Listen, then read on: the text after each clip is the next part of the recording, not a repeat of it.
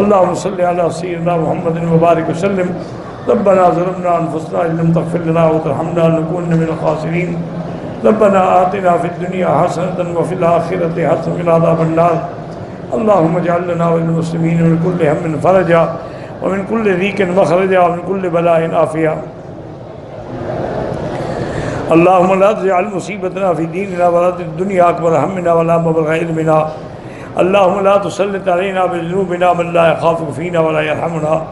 یا اللہ بیماروں کو شفا عطا فرما، بے حیاؤں کو حیا عطا فرما، بے اولادوں کو اولاد صالح عطا فرما. یا اللہ قرض داروں کے قرض عطا فرما، بے روزگاروں کو روزگار عطا فرما.